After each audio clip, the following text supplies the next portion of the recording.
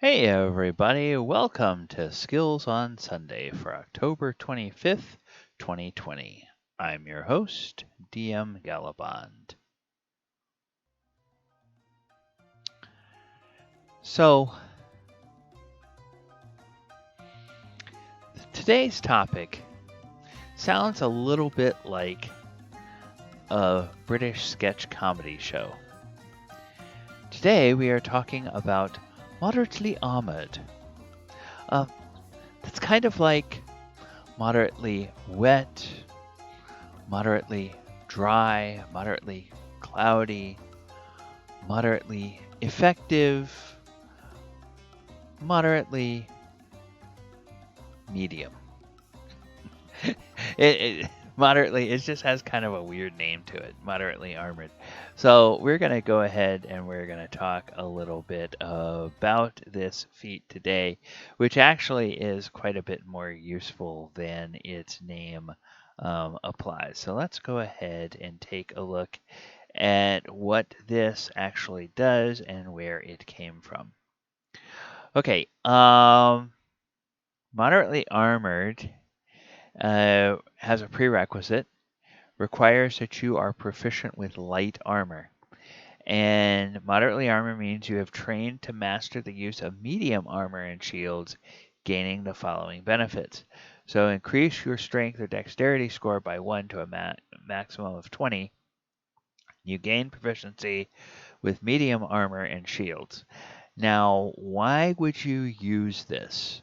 Well, you would use this if you have a class that normally cannot use anything except light armor, and you want to somehow, maybe you're in a type of campaign where you find very, very few magic items, maybe no magic items, and you're trying to get a better armor class than your class normally could. Well, if you take the moderately armored feat, that means that you can then use medium armor instead of light armor and not have any penalties for doing so. So you can get better armor class. And there is also a lightly armored and a heavily armored, which lightly armored is for those classes like some spellcasters that don't normally get to have any armor.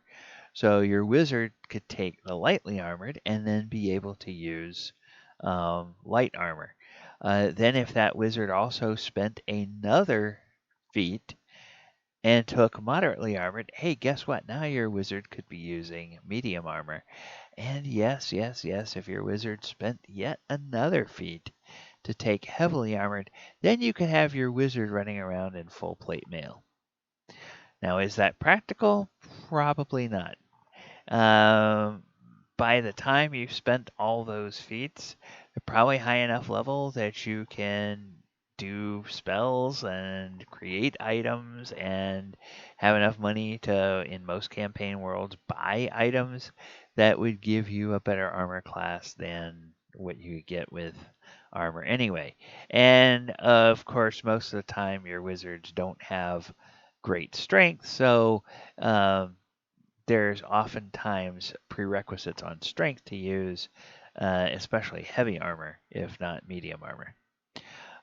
There's also some limitations on dexterity, uh, what dexterity bonus you can get to apply to your armor class with that.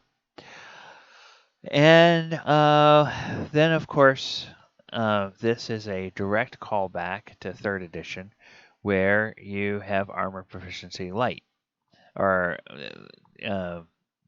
armor proficiency feats. So light armor proficiency, no armor check penalty on attack rolls. Armor proficiency medium, which is what the moderately armored is, no armor check penalty on attack rolls. And again, it has a prerequisite that to take medium, you have to have light, and then to take heavy, you have to have both light and medium. And depending on the class, most of the time this just comes as a free thing. So like fighters, they get all these for free, and you don't have to spend slots on them. And same in 5th edition, you don't have to spend slots. to be able to use that armor.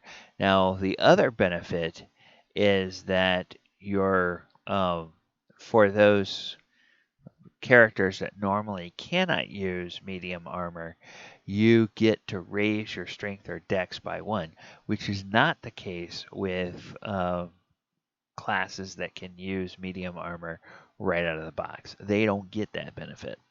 So there is another benefit yet to taking this feat, which is another way to raise a score. But of course, every time you take a feat, you are foregoing that ability score increase option, and you're not able to spend the 2 points um, to raise a stat of your choice. So, it's a trade-off. All right. Well, that is going to do it for our discussion of the moderately armored feat. I hope that you have been moderately amused by our discussion today. All right.